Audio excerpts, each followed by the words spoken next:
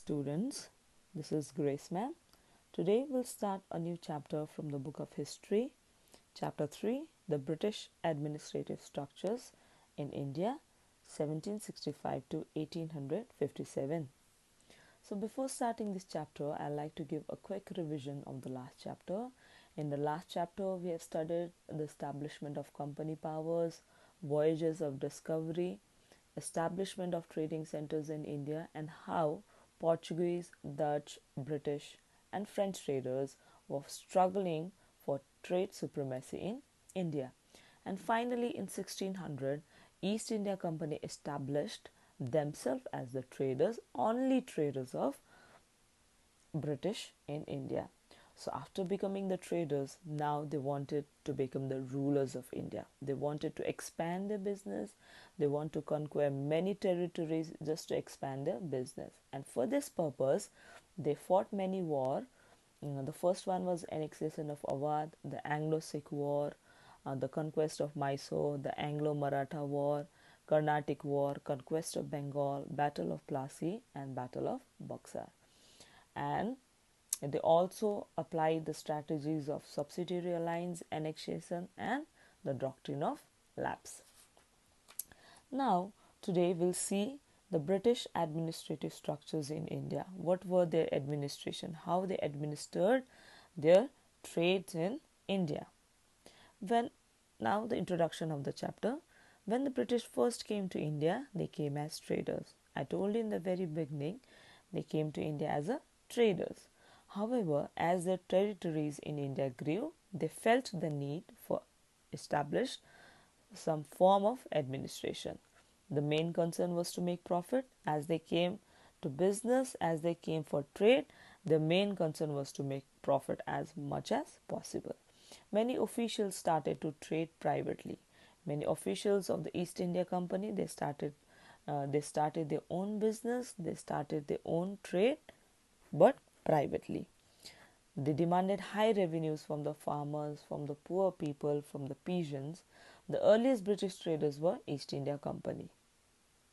That time only East India Company were trading with the India. In 1770, Bengal was in the grip of one of the worst famines ever. Millions were died. So what are famines? Famines are a lack of food over a long period of time due to natural or unnatural reason.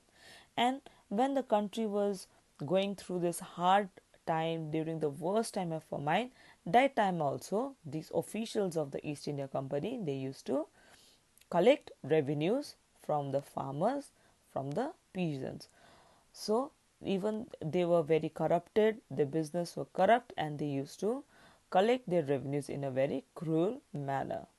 So in an effort to ensure better administration of and control over the Indian territories, the British government passed the Regulating Act of 1774.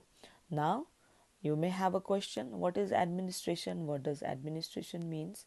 The administration means the control or the act of managing something. For example, a system, an organization, or a business, or a trade. Now, the Regulating Act of 1773. As the word regulating means, as you can know, regulating means to regulate. The Regulating Act was not to regulate our country. Just clear this in your mind.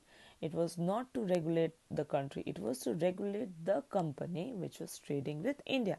It was to regulate the East India Company. As I have told you, what the East India Company were doing, they were doing their own business. They wanted to make profits.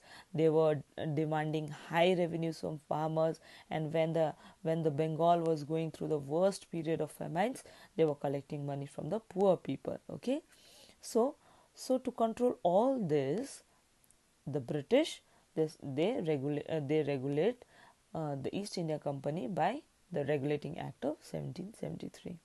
This act appointed a Governor General in Calcutta who was to supervise the governors of Madras and Bombay. Provisions were made to set up a Supreme Court in Calcutta with a Chief Justice and 3 judges. However, this act was not effective. Why it was not effective? Because the governors of Madras and Bombay, They resented the control imposed on them, and they took decisions without consulting the Governor General. Now you can see in the picture, the Governor General was from Bengal, from Calcutta, and he had to supervise the Governor of Madras and Governor of Bombay. And he had four executive council. One was the Chief Justice and three were the judges. Now, Pitt's India Act of 1784. So after the Regulating Act of 1773, now the second act was Pitt's India Act of 1784. It was enacted in the year 1784. It was named so as,